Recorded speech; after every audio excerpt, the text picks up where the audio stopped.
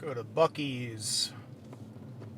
This place is hopping on a Saturday night.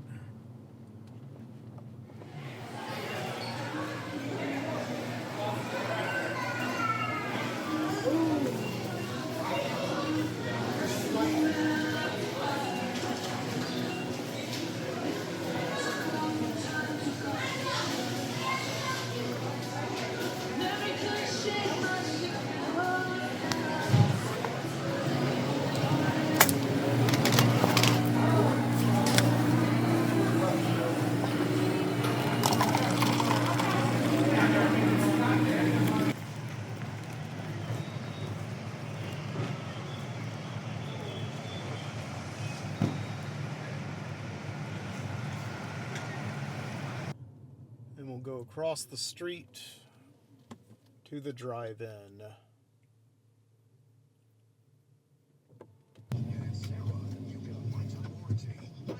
Sorry, my window's broken. Indiana Jones? This one? Yeah. $8 for you. Good, there you go. Yeah. Good, thank you. Yeah, you too.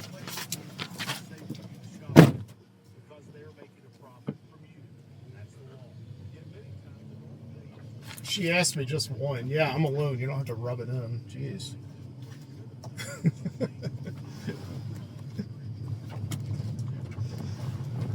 I did that thing that people always do when they buy a movie ticket. They're like, have fun, and you should go like, oh thanks, I will, or I appreciate it. But generally you go like, oh, you too. Like, they're not going to see the movie.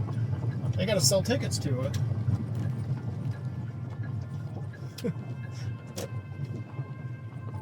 Screen 2. Find a good solitudinal spot. Is that a word? Solitudinal? Away from people.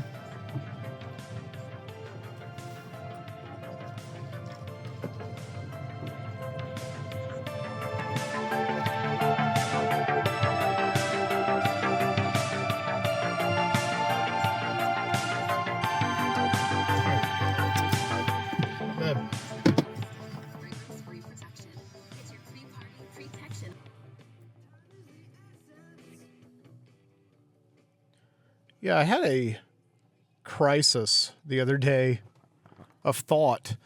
I realized that I don't really get out and do anything anymore. I'm doing something almost every night, but it's usually like the same thing. If I'm, at home with my wife, we're usually watching a movie, or I'm like just browsing the computer or doing work for school or something like that. If I hang out with my friends, I usually go over to my friend Dave's house, and we go to his little garage studio that he set up for audio production. And we usually, me, him, and Jason, we usually watch a movie that Jason brings over to show us, because he knows movies, and I kind of know movies, and Dave doesn't know movies, even though he works in movies. So we watch those, and on Saturday night, sometimes I'll go to Jason's house, and me and him and Josh will play like video games, or we'll watch Josh play like video games. But yeah, other than that, I just don't go out. I was kind of having this crisis of thought the other day that like I like maybe I should be doing more things with my life, like going out and having experiences and adventures and things like that. And I had this thought when I was out driving the other day, and I passed this interesting looking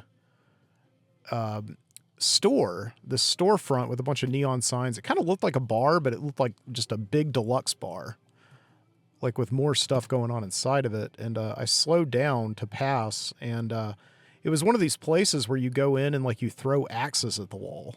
These have become really popular in recent years. You get some pints and they give you axes and you just throw them around. And I think you have to like sign a waiver.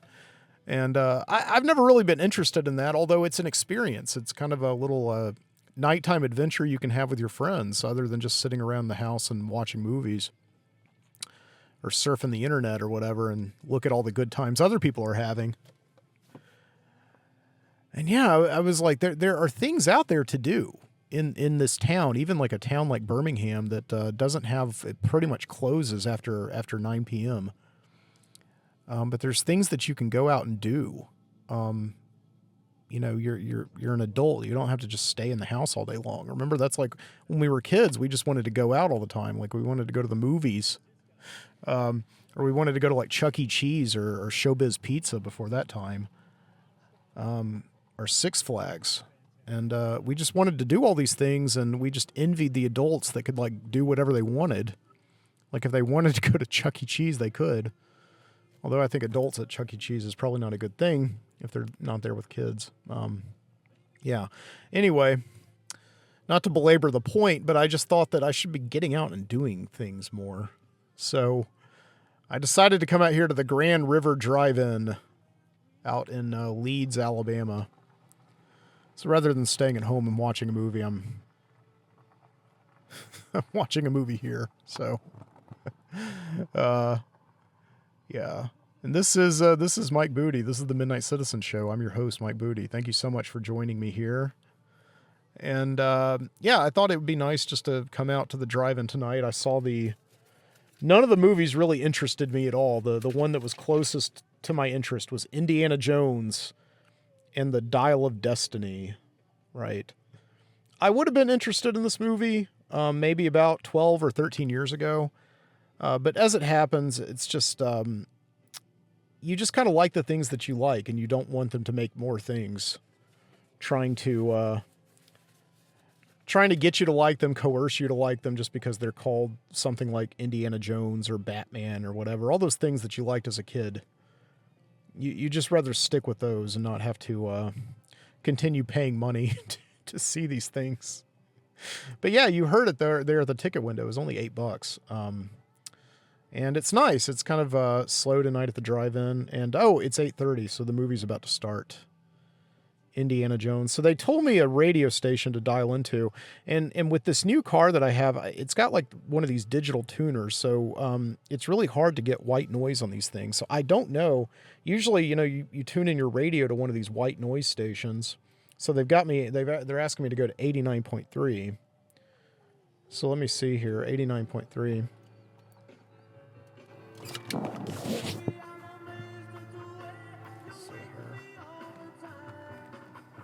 There's the tuner.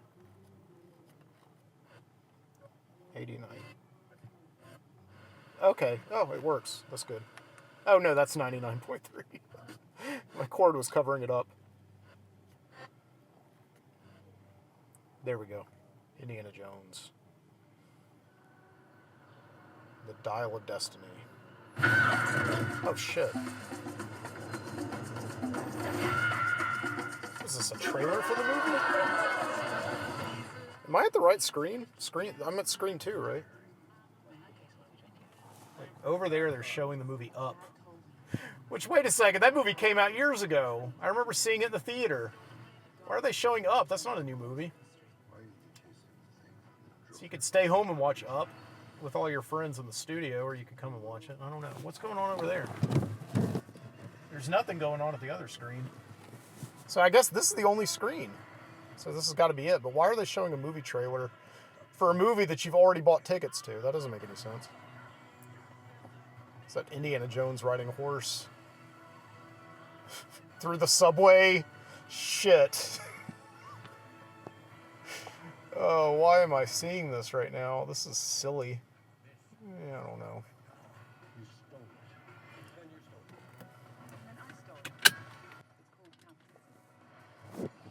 I don't know. I have heard nothing but bad things about this movie. There was a chance that I was going to come and see this after the last movie, Indiana Jones and the Kingdom of the Crystal Skull. I didn't hate that movie as much as everybody says that they did. I remember when that movie came out, people liked it. They actually enjoyed it. Everybody always said it's sort of with the caveat that the last like 20 minutes wasn't good. And I agree with that. The last 20 minutes of that movie is pretty awful.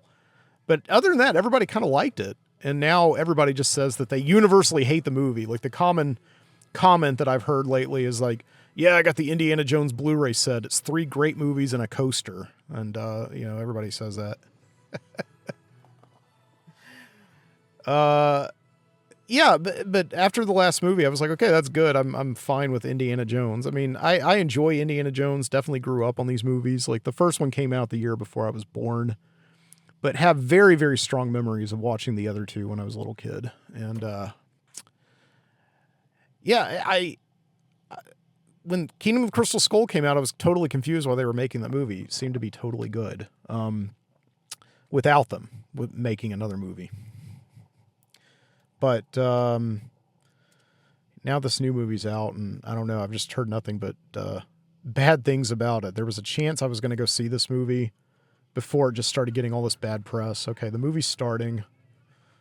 I know that I'm getting into like copyright issues right now. So I won't really play I can tell exactly, like I've heard so much about this movie, I know the plot by now. I know everything that's pretty much going to happen. I'm way out here in the back, and the projection is very dark. But I don't think that's a projector issue. I think most movies that are made now are quite dark. So you got that classic Indiana Jones font. You know, the white stroke with the transparent center, Indiana Jones. And you got a guy in a mask. I wonder who that's going to be. I know who it's going to be. Indiana Jones, de-aged. Look at that. Harrison Ford. Looks like the time that he made that movie The Fugitive 30 years ago. This movie's subtitled? What? They're speaking in English. Wait a second. Other people's stuff.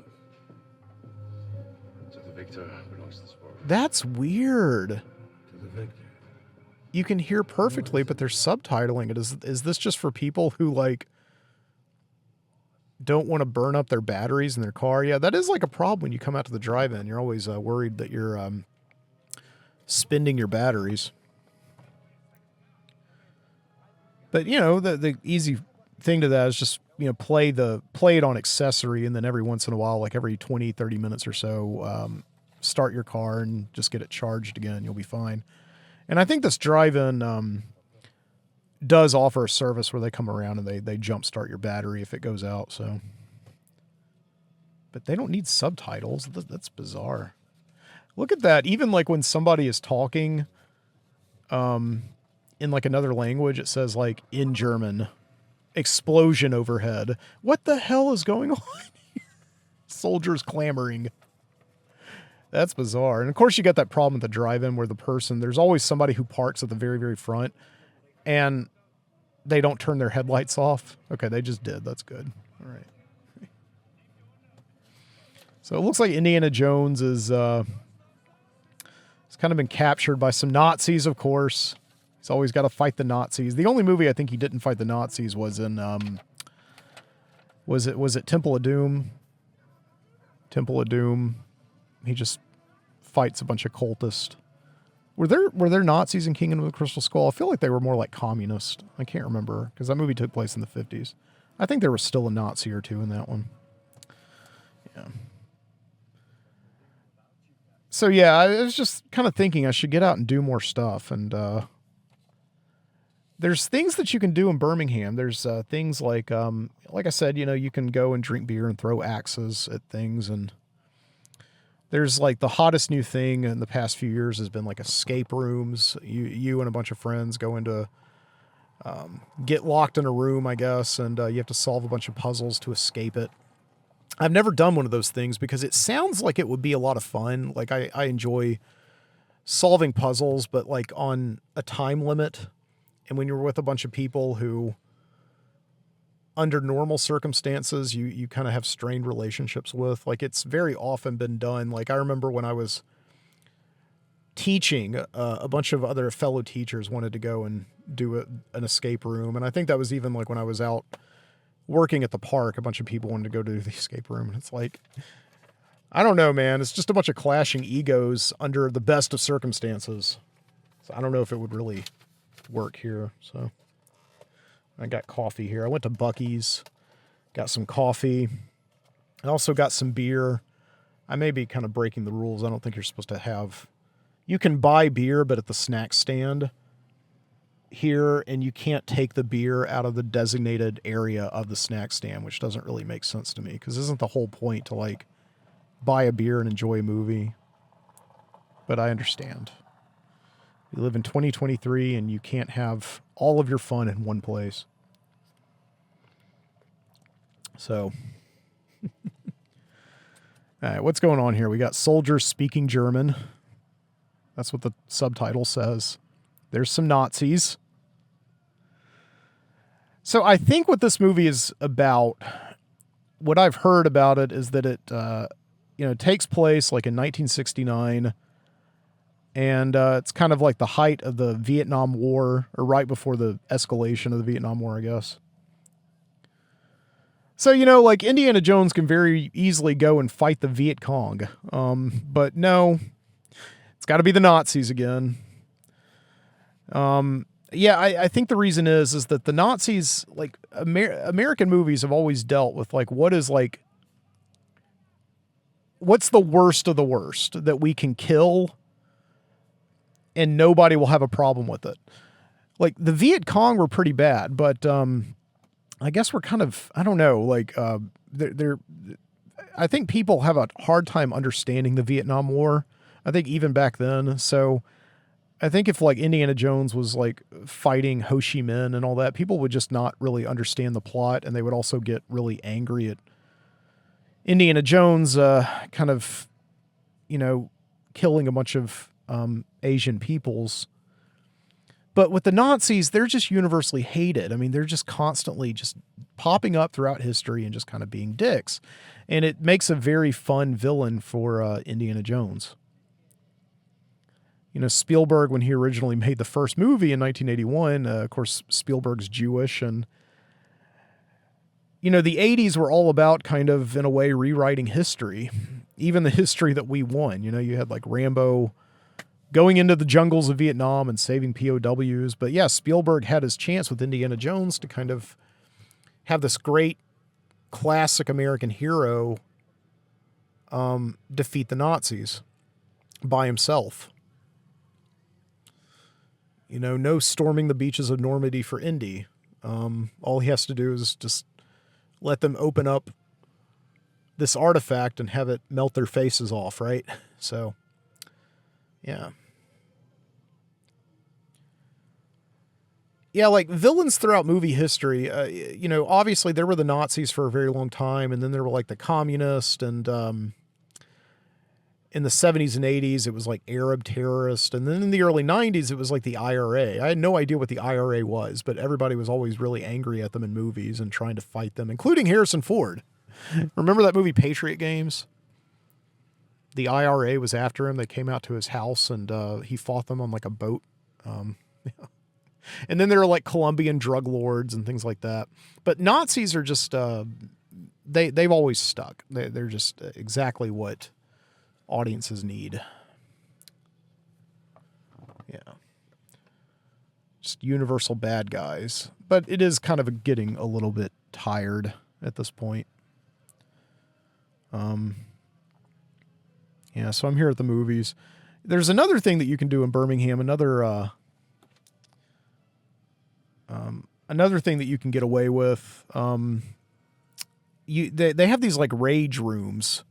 I passed one the other day. I'd kind of heard about it like it was mythologized or something like that. And then I passed this one tiny little office building. And it was like, oh, there's that music, that wonderful music. One reason you're still alive, Birdwatcher. So the Nazis are now on a train. And I'm guessing exactly what's going to happen. What always happens in an action movie on a train? Like, I'm not trying to be cynical. I'm not. I'll try and enjoy the movie. But by now, it's pretty much been ruined for me. Like, they started talking about it when the movie came out at Cannes a few weeks ago. And then all the YouTubers started getting tickets, like early access to it, and started talking about how bad it was. But yeah, but there's this thing in Birmingham you can do called... this rage room where you just go in and like break a bunch of stuff. Like they just give you whatever you can find in this room, like vases and glassware and things like that, and old computers. And they just allow you to, I guess they give you like 20 minutes or something. You can go in there and break anything that you want. It's the wildest thing, like the world that we're living in, where you pay money to go in and break stuff. I don't know. That doesn't sound like a lot of fun. I think I will not do that. So, Basil. We were looking for it. Why? Because of its power. Chuckles. It has no power. Like, we can see that he's chuckling, even if you can't hear it. But why are they playing this with subtitles? That's so strange. Is this just part of the movie or something? I don't know. Yeah, at the beginning of this movie, something interesting happened. I was watching it, and they have the credits at the beginning of the movie, and it started out. It said Disney. So yeah, Disney now owns Indiana Jones. That's one of the reasons that Disney, I think, bought Lucasfilm, because Lucasfilm has like two of the biggest franchise properties of all time. They have Star Wars, which they've run that one into the ground, and they have Indiana Jones, which they can't run into the ground because Harrison Ford. To make Star Wars, you need any actor who's available. To make Indiana Jones, you need Harrison Ford, and like I remember in the Force Awakens that came out, Harrison Ford, of course, is in Star Wars, and he was in that one, but he was killed. Sorry, spoiler alert. The movie's been out for a while now, so if you cared about it, you would have seen it by now. But yeah, Star Wars kept going on. They made 2 more movies. They made like a whole bunch of other movies. They made a bunch of TV shows. Like, Star Wars is doing fine without Harrison Ford, but yeah, without Harrison Ford, you can't make any more Indiana Jones movies. And yeah, I know they were speculating when Crystal Skull came out that the Shia LaBeouf, who played Mutt Williams, was going to take up the mantle and be Indiana Jones. And they even teased that at the end of the movie. I remember it's like Indiana Jones is getting married to like Marion Ravenwood. And he's kind of walking away from the altar. And a breeze, I think, like blows Indy's hat off, the famous Stetson that he wears. And Mutt Williams kind of begins to pick it up, and then like Indiana Jones comes by and picks it up and puts it on his head, and he's like, "Take it easy, kid." And everybody I remember everybody clapping. Like, everybody says that they hated this movie. I distinctly remember people clapping at both. I saw that movie twice in the theater. Both times people clapped. Yeah, they hate it. Whatever. I think they really liked it back in the day. But I think like just time has a funny way of convincing you, turning you against your memories. I don't know. But yeah, sure enough, nobody wanted to see Mutt Williams be Indiana Jones because he was kind of a lame hero. It's like the scene from that movie that everybody always criticizes is when Mutt Williams like swings through trees with a bunch of monkeys. It's kind of silly. That's the part of that movie that just went downhill. Right. Like, I honestly think like Crystal Skull, I even liked, I know I'm in the minority opinion here, but I even like the whole opening of that movie when Indiana Jones gets into the fridge and in the middle of that atomic test city, and it blows up and he survives a nuclear attack. Like, it was silly, but I don't know. It was just kind of a fun experience to see Indiana Jones, this guy who usually is in like fighting Nazis and all these people who want to take him down. It was just fun to see him in like a new era and essentially fall victim to a product of the U.S. government. It just was like a bit more of a cynical bent. It's like suddenly Indiana Jones has survived all of these adventures against, cultists and against Nazis, and all of a sudden he's going to die in a test attack in White Sands, New Mexico. Is that where that was? Yeah. I like that. I like that opening. Yeah, I liked most of Crystal Skull. I think like it just goes downhill as soon as Mutt Williams starts swinging around with those stupid monkeys. That's pretty dumb. But up until then, the movie's pretty solid. And you know what I have to say is that most movies are not good. That movie was like 75% good, so it was like 75% better than most movies. So I was fine with it. I haven't seen it since. I haven't watched it. I haven't had any desire, but it was perfectly fine. So. Yeah, but I think like Disney was really hoping that now that Harrison Ford is leaving Indiana Jones, that Phoebe Waller-Bridge is going to take over for him, or and of course Phoebe Waller-Bridge I guess comes up later in this movie. I think she plays his goddaughter or something, and very well known for that Amazon show Fleabag, which my wife Jessica watched a couple of times just by herself, and she liked it so much, and she thought I might enjoy it, and I did. I thought a fantastic show. In an age where we're still getting pretty good television, Fleabag kind of stood out to me. It was a very good show about just Phoebe Waller-Bridge is just kind of this like scummy character who, has an affair with like her best friend's boyfriend, and then her best friend ends up like walking into traffic and killing herself, and she kind of has to live with that while she continues to just make really bad self-destructive decisions and find a little bit of redemption. I thought it was absolutely fantastic. It's a great show. And it's hard to see her in anything outside of that show. So it's very, very bizarre that she's in this movie. She's coming up soon. I cannot really see her in anything other than Fleabag and maybe some other kind of British television with like a cynical edge to it. Man, they're still on that train. This is a long opening sequence. What was the opening sequence of Raiders of the Lost Ark when he goes into the shrine there? What is it? It's like 8 minutes long, all the way up until he Alfred Molina gets like stabbed by all those things, and Belloc comes in and kind of steals his thunder. Yeah, that was like 8 minutes long. Temple of Doom is kind of a big opening Busby Berkeley production number, and then he has to escape Club Boba Fett with Short Round. And that whole opening sequence is maybe 10 minutes long. Last Crusade, which is fantastic opening sequence with him on a train again. I don't know. Did they see this? Did they see that movie before they made this one? Like, we've already seen Indiana Jones hopping from train car to train car. Even if it was little Indiana Jones, it was River Phoenix. We've already seen it. I don't. So already this movie is just kind of putting a bad taste in my.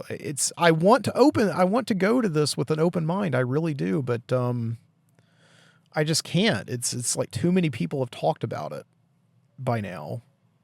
I guess part of that's my fault. The movie's been out for like a week now, so all my friends have seen it, and all my friends, like my friend Jason, saw it, and he was definitely going into it with an open mind. He was really excited to see it, and he saw it with a kid, with his nephew, and yeah, he and even he said it was like 2.5 stars. And usually Jason's 2.5 stars is usually like my 1.5 star or 2 stars. So it's like that kind of sealed its fate. Like if Jason didn't like it, I probably won't. But I don't know. We'll keep going. This opening sequence is still going on. Movie's been on for 22 minutes now. It's 8:52. So let's just see what happens. I don't know. Maybe I should have gone to the rage room. Maybe that would be a good business, I think. Go to a movie and then surround yourself with a bunch of breakable objects. And if the movie's not good, you start breaking things. Like a little kid. There you go. That would be good. All right, so we're about 50 minutes in now, I guess, or so. Somewhere around there, like an hour. And it looks like Indiana Jones is in his full Indiana Jones cosplay, and you got Helena Shaw who turns out is kind of like her character on Fleabag. I'm kind of understanding it now. She's sort of a traitor, but kind of not. I guess she just doesn't give Indy all the information. She kind of shows up in his classroom at the beginning of the movie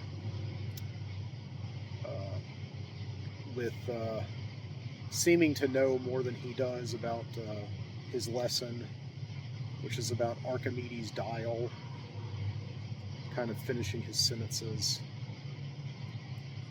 And she gives him a little bit of information, just enough to kind of complete what she knows about it, which is sort of fitting for the MacGuffin of the dial, because I think like Indiana Jones or whatever takes her to a museum or the archives and shows him part of the dial, but I guess they need the second part, and the Nazis show up. I think that's what's happening here. I don't know. I haven't really been paying attention. I've been recording. They've still got the subtitles going. I'll do it. Indiana, what are you? Hey, screaming, shouting in Arabic. Motorcycle chases. I went to the bathroom just a minute ago and I walked past the other screen that was playing Up, and now it's playing a new movie, I think Elemental. They had subtitles there as well, so it's so bizarre. This drive-in's been open for about a decade now. It used to be under different management, but they never had subtitles, and suddenly they do. So I guess maybe people were complaining, like, I can't hear the movie. I don't know. That's odd to me. I don't know. They probably come out here a lot more than I do. So, yeah, it's so far. I didn't really care for the opening train sequence, though, as you know, I wasn't really paying that much attention. I just saw Indiana Jones on a train. I did like most of that opening sequence, the next sequence, where it cuts to 1969 and Indiana Jones, just kind of an old man living in like a crummy apartment. Not at all like living in his nice kind of rural university. Like the previous movies. He's just living in this like crummy tenement. His next door neighbors are a bunch of hippies. I won't bore you with it. They do go to the classroom, which is what I love about all the Indiana Jones movies. All the Indiana Jones movies, with the exception of Temple of Doom, actually show Henry Jones at his day job teaching archaeology. That's what's so much fun about the character, is that he's a teacher, like me. I'm not saying that Indiana Jones got me into teaching. It wasn't that at all. There may be some people out there who say that, but that's not me. Curiosity got me into teaching. But nevertheless, Indiana Jones is a teacher, Dr. Jones. And he's so obsessed with what he does, and he loves what he teaches so much that he will do anything. He will risk life and limb to go and keep these things that he likes, these obsessions, these artifacts that he thinks are so important to understanding human knowledge and human history and the human psyche. He'll do anything he can, even if it has to mean, taking a few weeks off of his leave, using up his entire sabbatical to go and get these things, right? That's what's so much fun about Indiana Jones, is that he loves teaching. And in the classroom scene in this movie, he appears not to like teaching at all. He doesn't seem to care about the students don't seem to care about him. So I have to say right there, that's very much breaking the character of Indiana Jones. But I guess that could be a comment on the fact that, all of us, when our best days are behind us, we kind of lose interest in everything that we used to love. So that makes sense. I understand that. But they did do a joke, though. Again, I don't think the people who made this movie saw any of the previous Indiana Jones movies. I think maybe they bought the action figures or their friends told them about them or something. But they do this joke that they did in the last Indiana Jones movie, Kingdom of the Crystal Skull. Maybe everybody forgot that one, but it's a great joke, because in the first, in the Raiders of the Lost Ark, they cut to the classroom scene, and Indiana Jones is teaching, and all the kids are looking at him, and especially the girls, they have written like "love you" on their eyelids, because they're so in love with him because he's Harrison Ford and he's just this handsome teacher.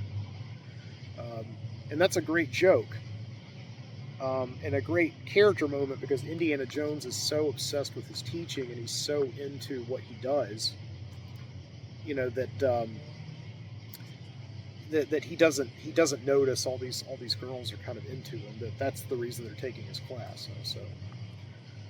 Um, so yeah, like in actually no, it's not Crystal Skull. I think it's Last Crusade. It's Last Crusade where Indiana Jones is now teaching and he's like 10 years older.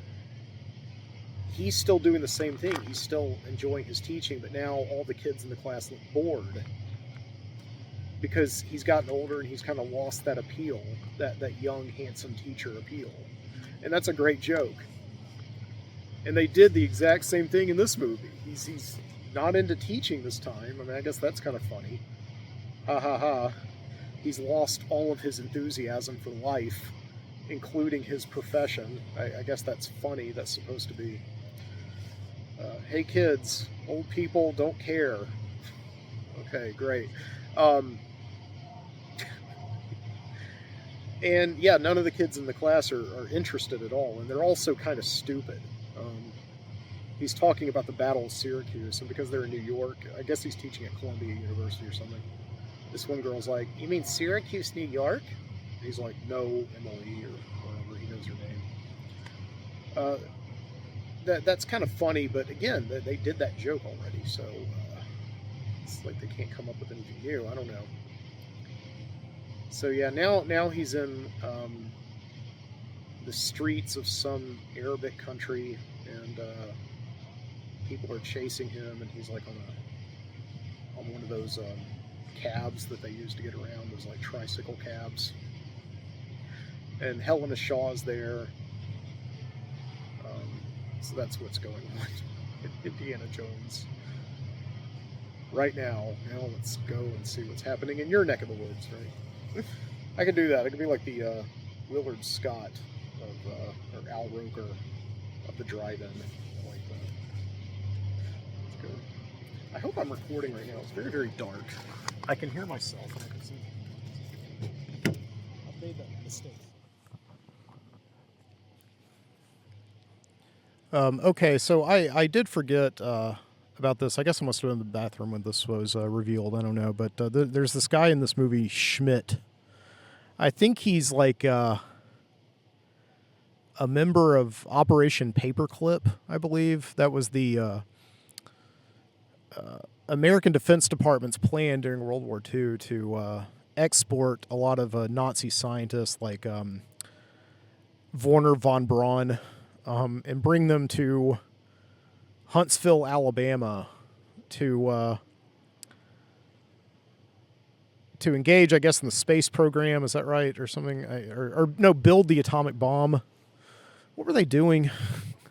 It's been so long. I should know this stuff. Honestly, I do know this stuff. It's just been I don't know.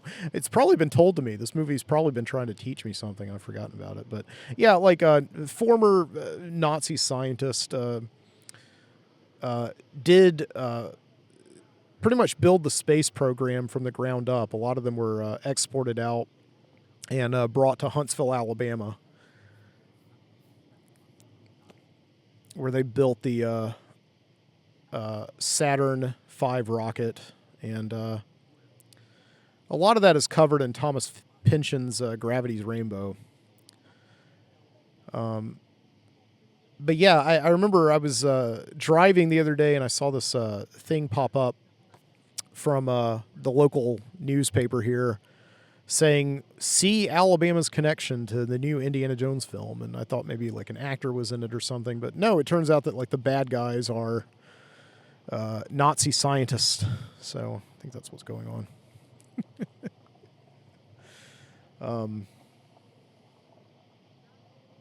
Yeah. So I wonder if I can have a beer here. I'm kind of far away from everybody. I know it's kind of against the rules. But I think Usually they have like kids on golf carts who kind of circling around and patrolling for people who bring in like illicit beverages or certain recreational smoking devices. But I haven't seen any in a while. So I think I'm going to have. Yeah, I'm going to sneak in here and get a beer. I was thinking of going with like some nice gourmet stuff. But no, I wanted to get like a good drive-in beer. So I got this Coors. Coors. Used to be able not to get Coors in the South.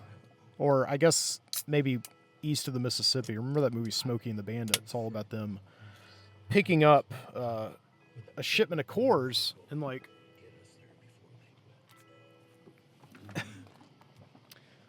in Texarkana, Arkansas, and driving it to Atlanta, so everybody could have a Coors party.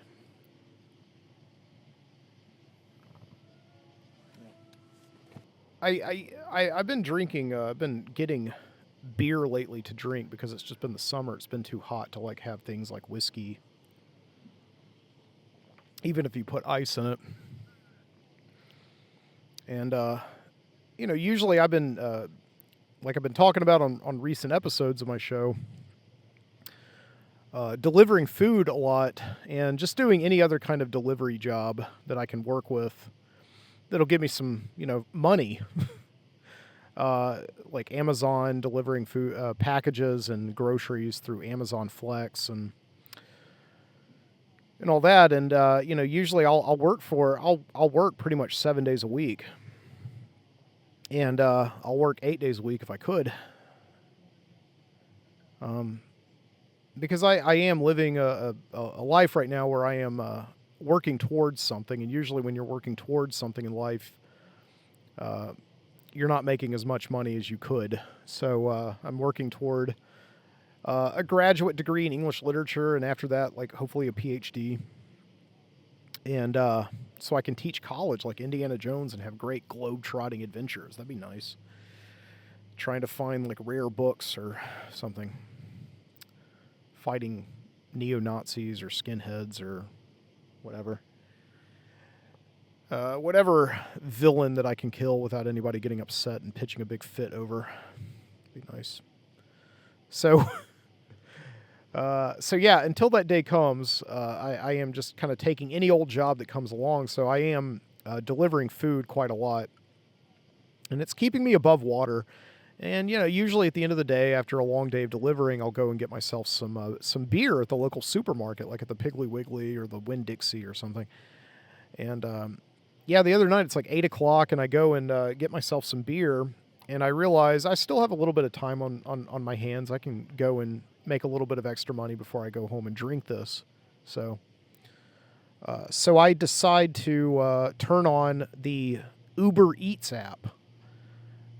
Which is not my favorite app, and I've said this before, because when you accept an offer with Uber Eats, they tell you where you're going to pick up, but they don't tell you where you're going to go. So you have no idea where you're going when you accept an offer from Uber Eats. And so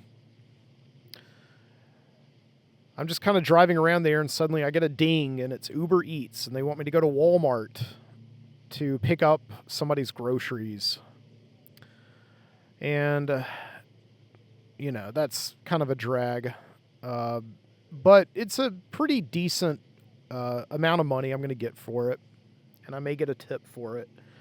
So I go to Walmart, and I just wait in the parking lot. And, this guy brings out all these groceries. I mean, just a crazy amount, like just something like 15 or 16 bins of groceries. And I haven't had that much to drink. Jeez. That's my third sip right there. So the guy helps me like load in a bunch of groceries into my car and just throws all of the bags in the back seat and in the trunk. And I'm out of there in like 5 minutes. And so all of a sudden, I hit, shipment received on the app, and it directs me to go to what is pretty much the worst of the worst neighborhoods in all of Birmingham. Now, Birmingham has gotten a lot of bad press pretty much for the last 20 years for being like the third most violent city in Birmingham. And the neighborhood where Uber's got me going is pretty much like right on target as being like just the worst of the worst. And it's like it was in the paper not too long ago as being like the pilot program for this new shot spotter system. These, cameras with ultra sensitive microphones that pick up gunshots and send them immediately to the police. And so now they're using them in like cities across America. Well, this neighborhood where I was going, that was like where this thing started. It was like the Huntsville, Alabama of the space program, right? So, I'm very nervous about this, and I delivered to bad neighborhoods before, but usually during the day, and usually just food where I can kind of run it to the door and just get right back in my car and speed out of there. But this time is just a little bit different, so I'm being very, very careful, very cautious, and get a little bit comfortable when I'm pulling into this neighborhood because there's like a whole bunch of cops with their sirens on, their flashers on in the neighborhood where I'm delivering. Either something had just happened or some complaint was being called or something. I don't know. I'm sure I would read about in the newspaper the next day. And I pull up with all these groceries in my sleigh, and this woman instantly says like, "Hey, I'm over here." So I pull up, and she, calls out to her kids who are just walking around the neighborhood. There's like these two girls who are walking around, and it's like this hot summer night, and they come over, and she says, "Help me get these groceries in the car." So they start helping me unload everything, and everything's going really well, and it's actually kind of this nice moment. We're all sort of working together. These, people from totally different sets of Birmingham, these totally different neighborhoods, and working to accomplish this one task. And I can't help but notice that there's something kind of nice in that. Lovely, right? And soon enough, all of the groceries are unloaded, and I have this one thought. Oh my gosh, wait a second. I can't find my beer that I just bought. So I'm looking and looking. I can't find any beer, and I realize this kid at Walmart must have like thought that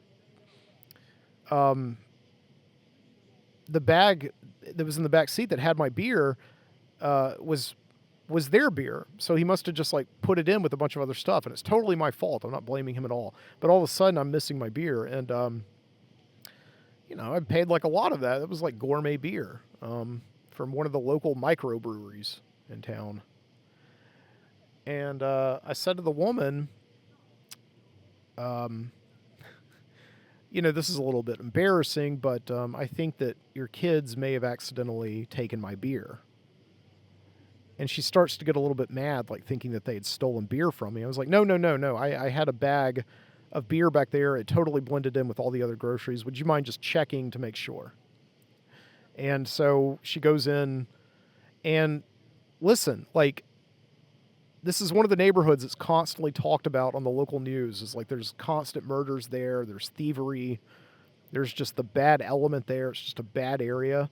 But on this hot summer night, it's a perfectly calm neighborhood. There's people sitting out on porches, like watching baseball games, just talking. I mean, the whole place smells of marijuana like crazy. But these days, what neighborhood doesn't?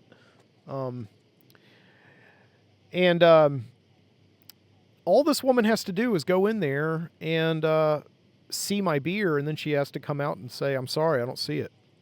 But she doesn't do that. She comes out, she's got the full 6-pack.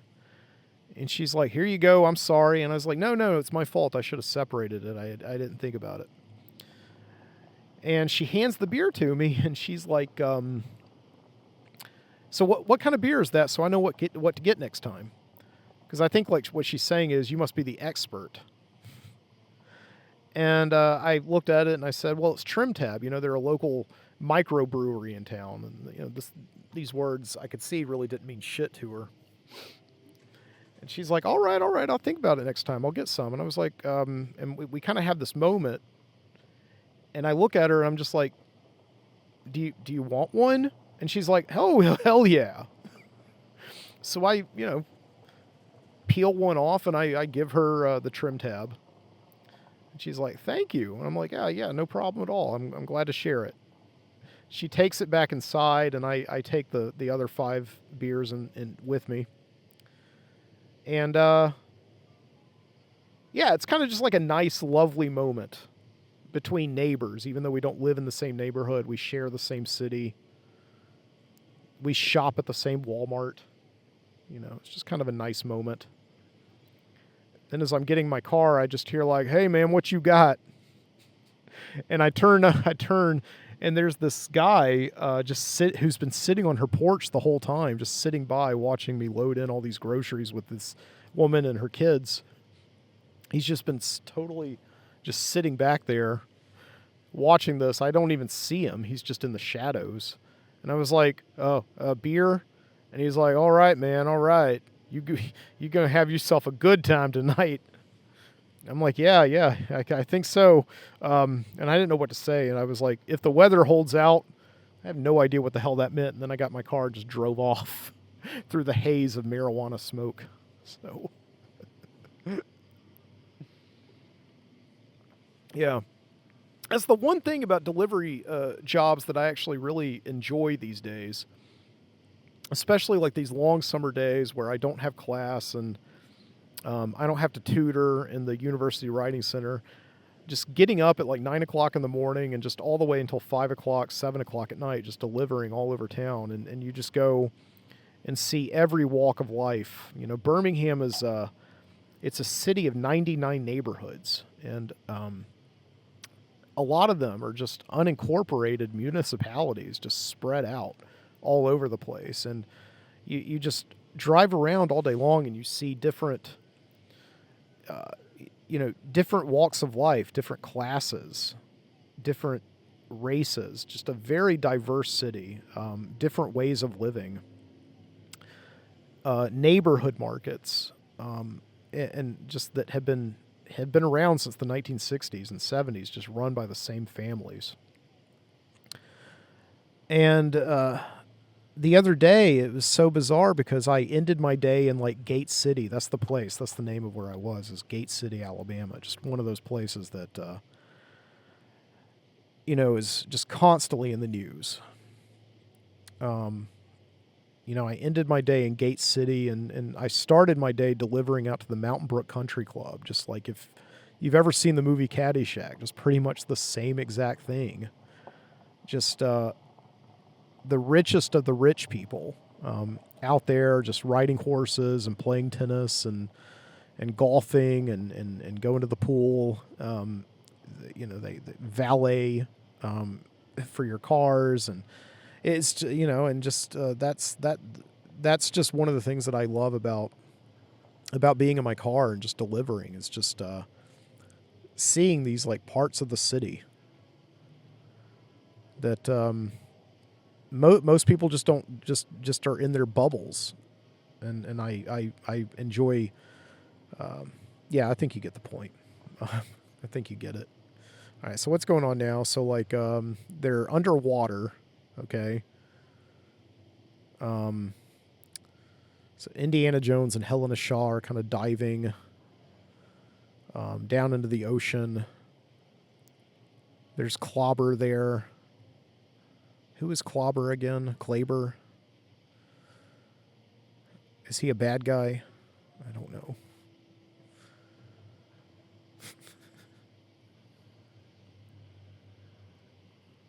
Panting, gun cocks. Still with the subtitles. So on. Ronaldo. Who are these people? Nazis. First, you return my dial, Dr. Jones, and now you bring me the Gathicos. Yeah, apparently the Dial of Destiny, it's like this thing that doesn't allow you to travel in time. It tells you where certain time fissures open up so that you can travel in time. So it's like a middleman between you and time travel. It's a very bureaucratic way to travel through time. Of course, I do believe that when we do eventually figure out time travel, it will be very bureaucratic. You know, you'll need like a certain number of forms, and you'll have to get this, and that signed, and yeah, it'll be very much like going to like the Department of Motor Vehicles or something like that.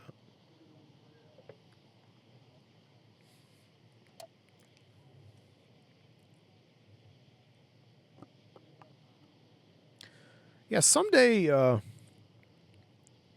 may end up in a classroom and again going to one single place and working 10-hour days in the same place.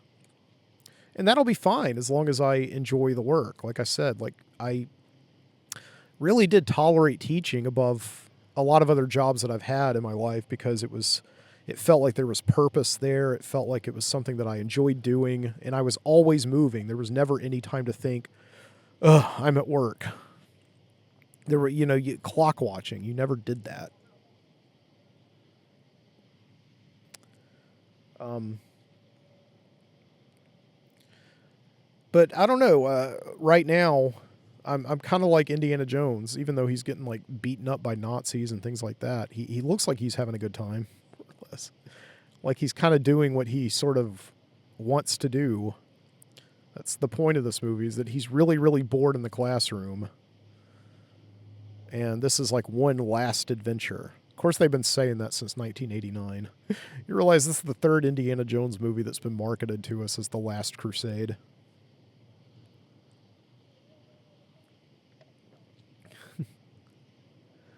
Um, but I don't know. I'm having like a fun time just kind of being out and about in this world. And I don't want to be a professional delivery driver, but for the rest of my life. But right now, I'm just seeing things that, just having experiences that a lot of people my age like don't want to make themselves privy to, but at the same time, they're privy to a lot of things that I don't even know that I want to see, that I may want to. So we all enjoy our own things.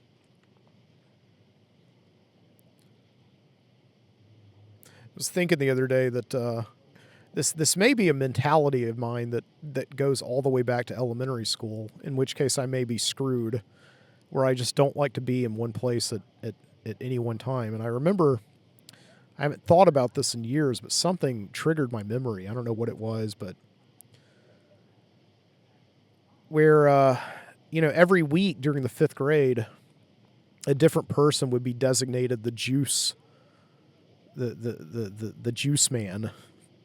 And you know what you would do about 1 o'clock, 1:30 in the afternoon, you and another classmate would go down to the cafeteria and get afternoon juice for everyone. Right? And you would go and deliver that juice to everybody on your hall who was in your grade. And you'd kind of be like a celebrity for the week in a way. You would deliver sweet juice to thirsty people. And I just always enjoyed that. Getting out of like math or whatever I was doing at the time and being able to roam around the halls kind of on my free will. And just walk and give people things. And it was like there was no mental acuity required. It was just simple walking and delivering and doing it with confidence, and everybody just appreciates you for it. It's very nice. That was like the first time I remember delivering food. And throughout my life, as I've said on previous episodes very recently, I've always sought to just work in my car and deliver food and or just make some kind of living being mobile. In which case, I may be screwed because, I mean, I could be like 60 years old with a doctorate, a tenured professor at a university, and I'll just be bored up there in front of the classroom teaching students, and they'll be bored because they pick up on how bored I am. And I'll just want like a Fiona Shaw or Helena Shaw, whatever her name is, to to just be sitting up there trying to pull me into like one last adventure, delivering for Grubhub. I don't know.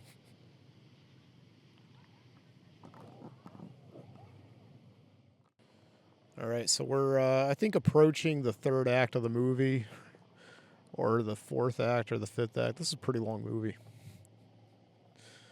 and getting to the point now that seems to be among everybody who's seen this movie, whether they like it or not,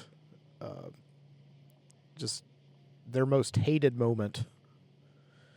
It looks like Indiana Jones is about to travel in time with this Nazi who wants to do the most cliched time travel thing of all time. You know, you ask anybody, where would you go if you could travel through time? Oh, I'd go back and kill Hitler, or I'd go back and warn the Titanic. You know, it's like that question: who would you like to have lunch with? Jesus, Gandhi. Yeah, it's pretty tired. In this case, I guess it's kind of a twist because Indiana Jones asked this guy what kind of a Nazi would kill the Fuhrer, and he says the kind who wants to win. So I guess the thinking is that they're thinking that Hitler, it was because of Hitler that they lost the World War II. You know, it wasn't because Germany, which is a pretty small country, thought that it could take on the entire world. So, you know, Napoleonic complex. They should call it a Hitler complex. But yeah, this guy thinks he's going to kill Hitler and win the war. It's so silly. He's ready to travel back in time, and he gets out a suitcase with all of his Nazi things in it so he could like dress up in his Nazi uniform again. That's silly. There's this little kid running around. I don't know when he came in. Again, I think that was when I was in the bathroom. He's kind of like the short round character. I bet they're kicking themselves for not getting short round for this movie, because when this movie was made, that kid was still in relative obscurity as an actor, and then he wins the Academy Award this year, and now he's like a big star. Oh man, yeah, for that movie Everywhere, Everything, Everywhere, All at Once. I never can say the title of that movie right, but yeah, he won an Oscar for that. I saw that movie. It was okay. It was way, way, way too long. It was like this movie. It's just like, I think that movie would have been really good. I really liked that movie for about an hour and a half, and then it just felt like it kept trying to end. It just went on way too long. But I don't know. People really liked it. It won Best Picture. It was a big deal here in Birmingham, Alabama, of course, because one of the guys who directed it was directed by two guys. One of the guys who directed it, Daniel Scheinert, you know, is from Birmingham. He actually went to Shades Valley High School with my wife, Jessica. They were classmates together, along with the guy who edited the movie, who also won an Oscar. I think his name is Paul Rogers. Yeah, it was really bizarre because like 20 years ago, I was a member of a sketch comedy group, and we used to make short films and enter them in the Sidewalk Festival here in Birmingham, and we would compete against Daniel Scheinert and his team of local filmmakers when he was still in high school, this kid. Still in high school, I think. And, yeah, their team was named Soppy Suit. And the very first movie he made was at a place where I used to work called the Bean Hole, this coffee shop where I worked when I was a sophomore in college. And it's so weird. 20 years later, he's winning the Oscar for Best Picture. He's standing up there with an Oscar.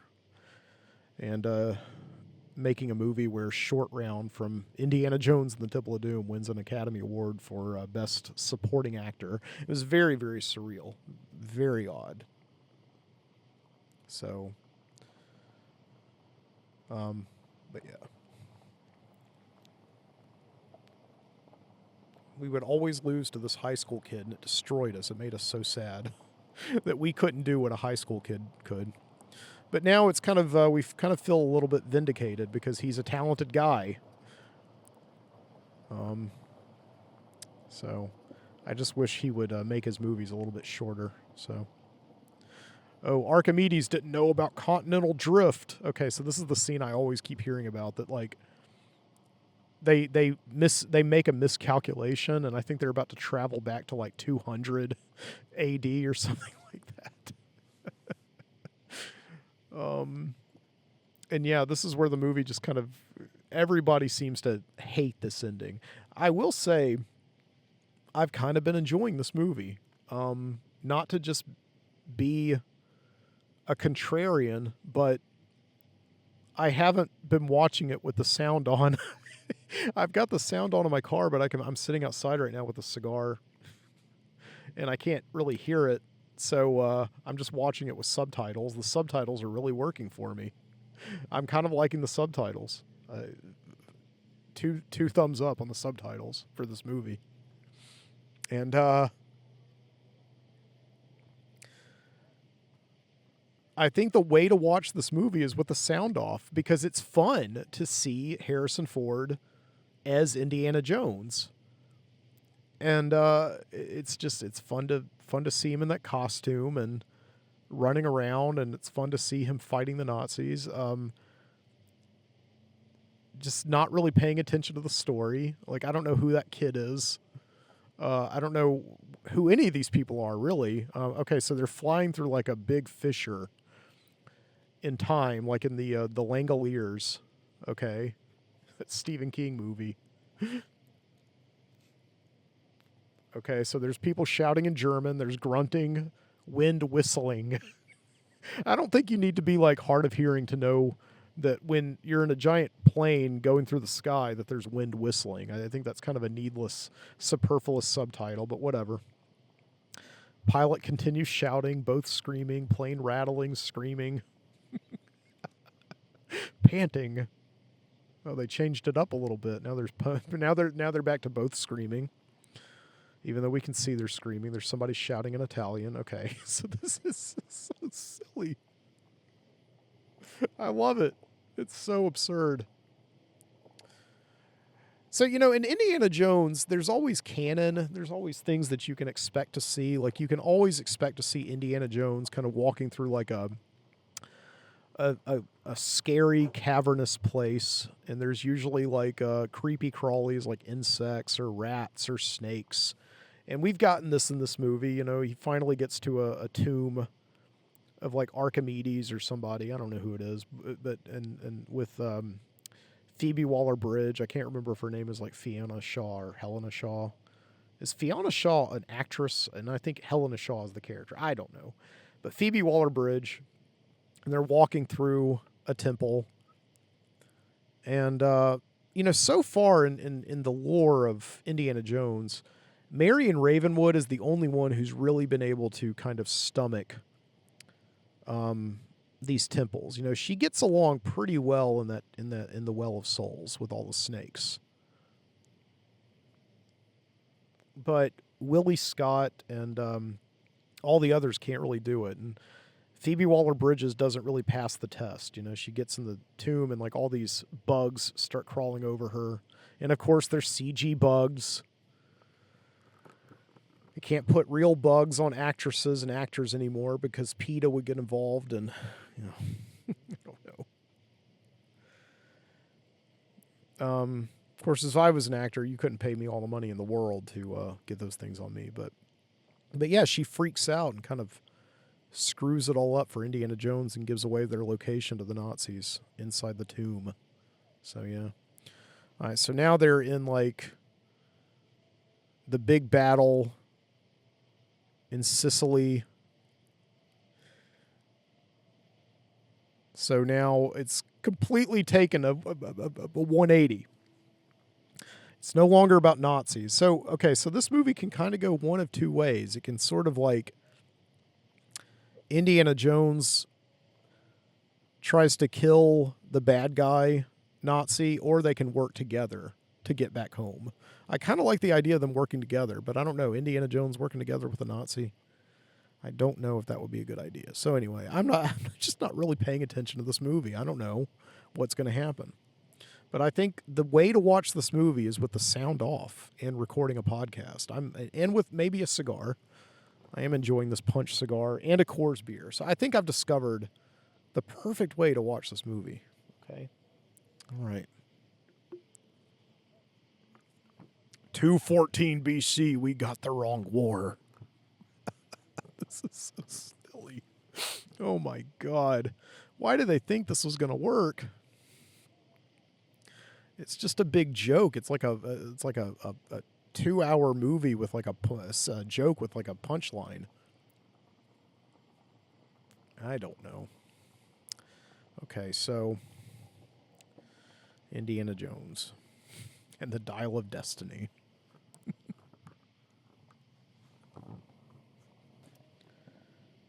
But yeah, there are certain tropes you just expect from Indiana Jones, or certain things that you expect in the canon.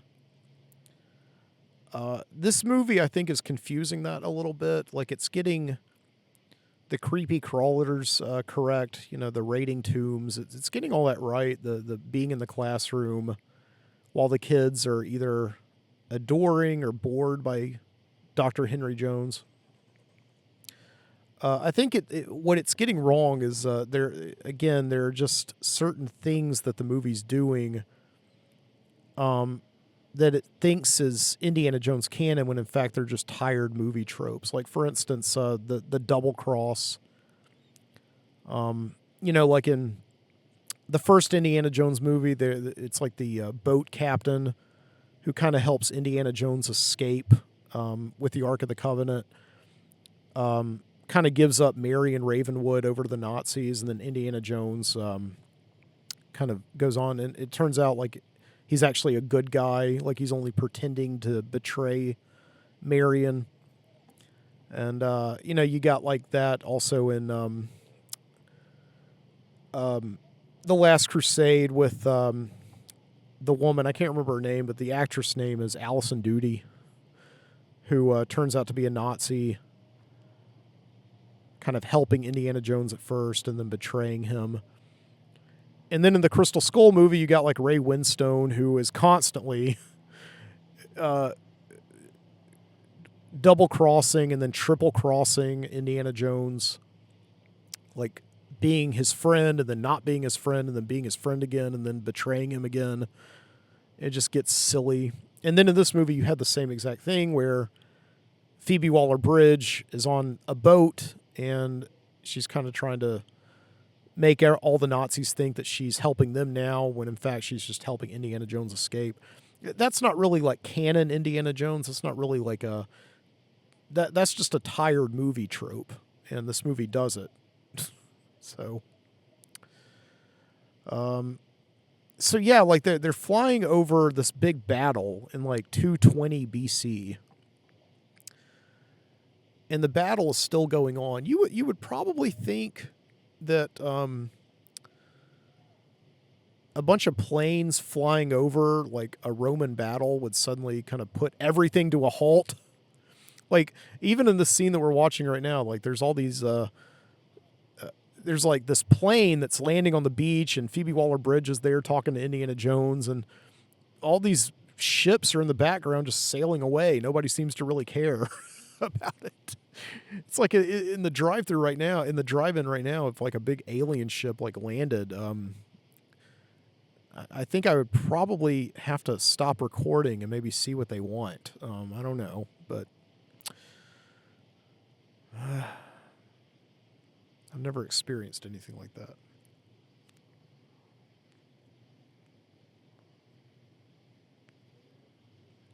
So,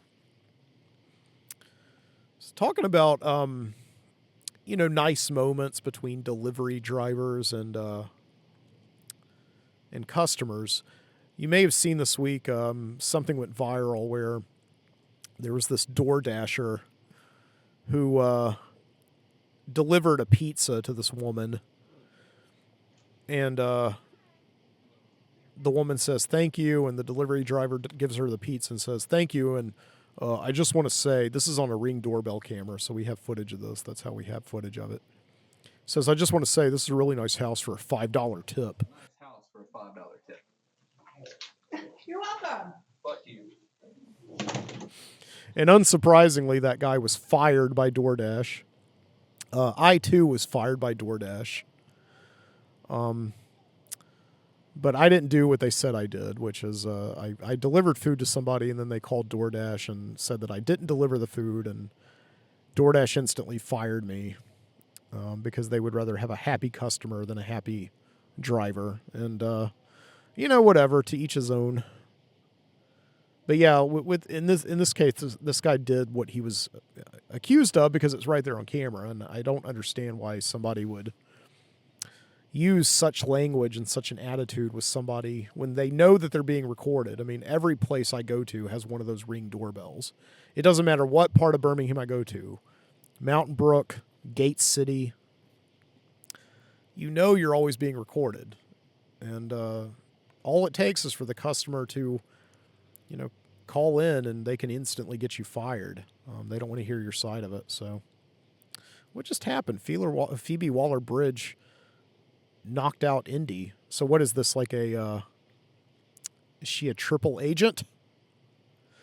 And now it's opening up on like the same shot from the beginning. Like there's where the camera kind of pans from the apartment into Indy's, through Indy's window.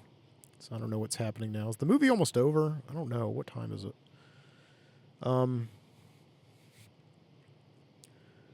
But yeah, I just don't understand why people would do that. And I understand delivering food is can be a little stressful sometimes because customers are very entitled anyway, and they're even more entitled the less work they have to do in order to get their food. But, nevertheless, like a tip is a tip. The guy got $5 for picking up food and taking it to this woman's house. I mean, there wasn't really much work in that. And the woman went online and she shared her receipt, and it turned out that $5 was actually a really good, like the pizza cost her $22 and she tipped $5. Like that's a pretty healthy tip. So, yeah. That goes back to what I was talking about on the last episode, where I've just always wanted to be in a position where I could do a job like this. I could just like get in the car and turn on the meter. And that kind of dream was not possible 5 years ago, but now you can do it. You don't have to go in and work. I was asking that guy at Walmart the other night who was helping me load the groceries in the car. I said, did you ever think about delivering? And he said, well, I tried it and it just wasn't for me. I kind of just like, being in one place. And I said, yeah, totally. And so that's the thing. It's like 5 years ago, we all had to be in one place unless we wanted to go out and drive like a taxi or something like that. Maybe not 5 years ago, maybe 10 years ago or something like that. And, yeah, just like now we have this power over our lives in a way that we didn't have to anymore. And we're going around like cursing at customers for actually paying you money to do something that you would have to go and get a delivery job to do like 5 years ago. Like, I remember one time I actually worked for Papa John's Pizza, delivering food for like one day. And I hated it because most of it was not delivering. Most of it was just, you had to go into the store and actually help make the pizzas, and then you had to go deliver the pizzas. I just wanted to be able to just get in my car, pick up pizzas, and deliver them. And that was not the job. And most of the time, people didn't tip. Like, you think that that's pretty standard. You tip for a pizza, but most people don't do it. now it's just like understood that you're going to tip on these driver apps, right? So I just think, like, I don't know if that guy was just a really young guy who has always had DoorDash, but but I don't know. I mean, I just think it's very bad form. Very bad form to get paid base pay for DoorDash with a tip on top of it. Like, you always get a guaranteed minimum. I don't know. Okay, so now we're in the end of the movie, I guess, and Mary and Ravenwood just walked in the apartment.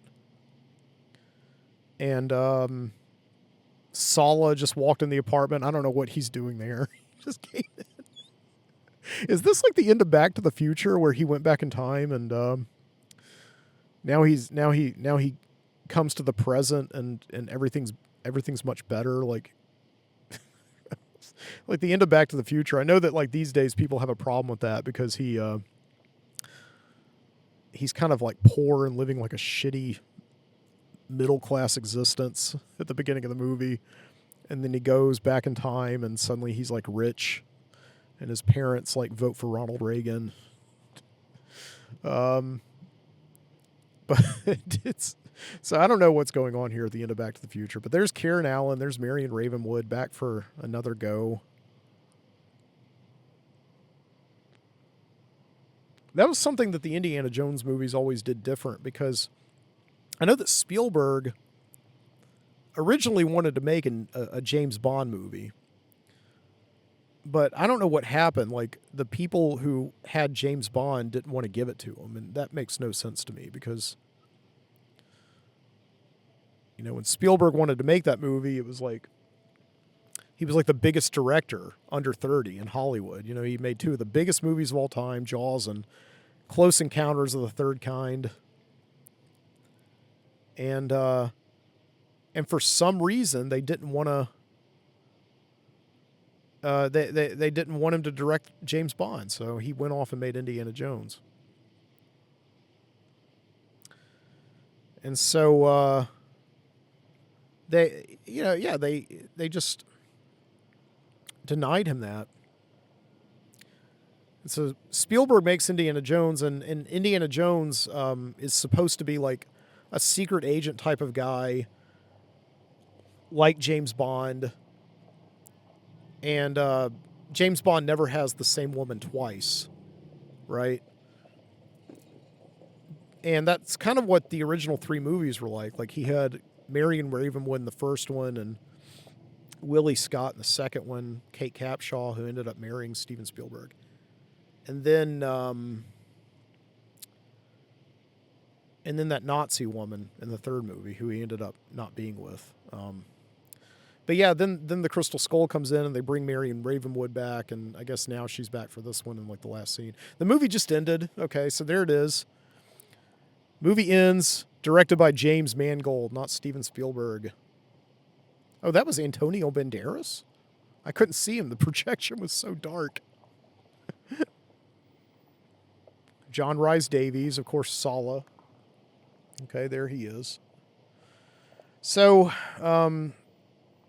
yeah, I can't really review this movie because I didn't really watch it, but it was a good time here at the drive-in. Boyd Holbrook. Now, he's in that show Narcos. Yeah.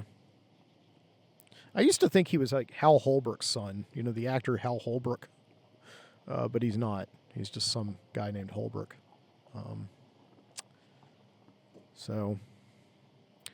Yeah, Steven Spielberg did not direct this movie. And that may have something to do with what I totally started this point earlier and I forgot to mention it. So the beginning of the movie opens up with the Disney logo. But then it cuts very oddly to the Paramount Mountain. And I don't think Paramount had anything to do with this movie. They did all of the previous ones, but now that Disney's got the rights, they don't have it anymore. So I think they just did it for fan service, I suppose. Because that's kind of where we're at right now with the way that fans have such control of how movies are made, like with YouTube and Reddit. I think the people who make these movies just go on and see what the fans want. And what the fans want changes day to day. So it seemed like an afterthought. Like they were about to release the movie and they went on like Reddit and they're like, hey, man, Ravenwood 6969 says you want to see that Paramount logo turn into a mountain. Because that's how the other movies start. So they do that. But the weird thing is, the movie starts with the Paramount logo, but it doesn't change into a mountain. So why do it? I don't get that. There may be something I'm missing. Maybe Paramount did. I guess it was just a Paramount property, but at the same time with Lucasfilm, like Disney owns all of it now. And it's so weird of Disney to share credit with another studio. So I don't know what's going on with that. But the Paramount logo doesn't change into a mountain like it does in all the other movies. It's very, very strange. Unless I missed it. Like I said, the projection's very dark out here. And people had their headlights on still at the beginning of the movie. So, yeah, I think I always like it when that Paramount logo turns into a mountain, because it's Steven Spielberg who has a thing with mountains. Like going all the way back to Jaws, where the kid is like building a mountain out of sand on the beach. And then like in Close Encounters of the Third Kind, of course, very famously, where he keeps building the mountain out of the shaving cream and the mashed potatoes. And then eventually cutting off part of that mountain to reveal like Devil's Tower, Wyoming. That's where he's supposed to go to see the aliens. And yeah, of course, that culminates in Raiders of the Lost Ark when the Paramount Mountain at the beginning of the movie very famously turns into the mountain in like South America. And they replicate that in the other three movies. Like in Temple of Doom, it turns into like the gong. In Last Crusade, it kind of turns into the mountain out in like the desert. And then what I love is Crystal Skull. I think Crystal Skull actually has the best one, even though it's kind of interrupted by one of the worst CG creatures in movie history. The mountain, which is big and majestic, the Paramount Mountain, turns into a little molehill that like a prairie dog emerges out of. And like I said, it's really big, bad CG, but it's absolutely perfect and just kind of almost shows Spielberg's, I don't know, at the same time, kind of genius in the way that he makes movies. He makes really big, prestigious movies like Schindler's List, and then he makes like really just trivial genre fare like Jurassic Park. And also like his kind of contempt a little bit for the fans, because what that opening shot said was so many people for so many years were wanting another Indiana Jones movie, and they had built it up, and it became such a big deal that by the summer of 2008, there was absolutely no way this movie could be good and meet everybody's expectations. And so with the mountain turning into the molehill, it was like a perfect metaphor of like just Steven Spielberg telling everybody like, listen, just try and enjoy this, okay? I don't know if you're going to like it, but just try to temper your expectations and just remember that in 1981, nobody thought this idea was going to be as big as it was going to become. It was just a goofy little genre movie that I was doing before I made E.T., okay? So just relax and enjoy it. And yeah, I think that was just brilliant in an otherwise okay movie that now everybody seems to hate. So, yeah. Anyway. But yeah, they don't do... the mountain doesn't change into anything in this one. It's so bizarre. I don't think the people who made this movie saw any of the other movies. I don't know.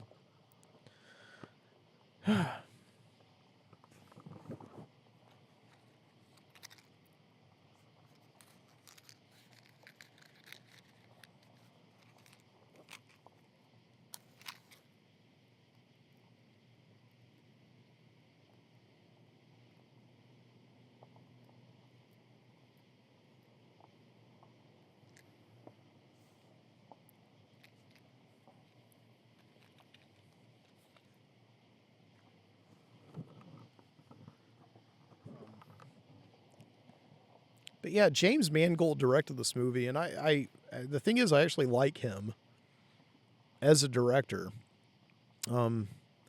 He directed a movie a few years ago that by myself I didn't really enjoy. It was this movie Ford versus Ferrari, but I went and saw it with my dad, who is a really big classic muscle car fan. You know, the movie is all about how Henry Ford Jr. was trying to live up to the gargantuan footsteps that his grandfather and father left for him.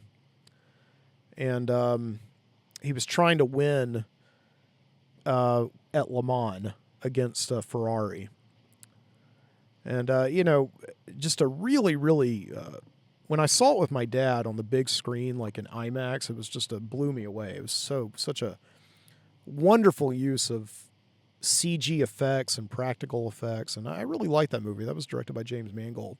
And I think one of the really unsung movies of the 90s, he also did, called Copland, which was a great movie. The Sylvester Stallone. It was kind of like a modern-day Western where Stallone is like the sheriff of this town that's full of like all these crooked, corrupt New York City transit cops. And he kind of has to stand up to them. It's a good movie. That was James Mangold, written and directed by him, if I'm not mistaken, with Ray Liotta and Harvey Keitel and Robert De Niro, of course, and just a ton of really great character actors from the 70s coming together in this great, really very small budget movie. Nothing like this one with a huge set. Okay, so the little that I have been paying attention to this movie, I was totally expecting to be really put off by computer-generated effects, like The Kingdom of the Crystal Skull, which was totally ruined by computer-generated effects. All the way from the very beginning of the movie with like the prairie dog, which is just looking at a cartoon of a cartoon. It was so bad and such a bad way to start that movie. All the way to like the monkeys and of course the terrible scene with the ants. I don't know how you would do a shot like that, like ants pulling a guy into like an anthill and devouring him. I don't know how you would pull that off with practical effects, but that's not my job. You figure it out. Yeah, but this movie, I was actually kind of surprised. I really, the only scene of CG that really bothered me at how terrible it looked was with the creepy crawlies. Yeah, climbing all over Phoebe Waller-Bridge and Harrison Ford.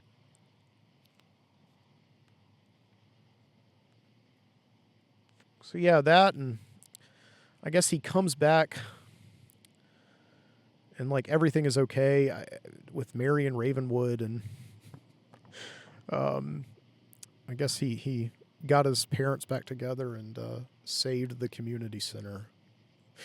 There's that logo at the end of the credits, Lucasfilm Ltd. I'm all alone now. Everybody's left. There's a car that's still next to me, kind of.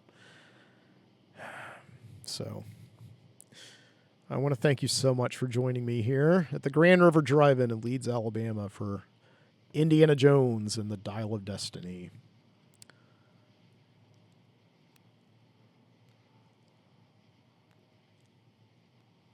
Yeah. You can check me out over at mikebooty.com/themidnightcitizen. You can check me out over at the Overnightscape Underground, onsug, ONSUG.com. And on YouTube also, I haven't said that, but I've been recording this whole episode on video as well. Like right now, I'm sitting in utter darkness. But you can see me on YouTube do this whole show. There's actually one bit, like a little 8-minute bit earlier, where I completely forgot to turn on my recorder. And under normal circumstances, I would have just re-recorded the whole bit or forgotten about it. But I ended up just being like, okay, the audio on my camera actually picked up everything okay.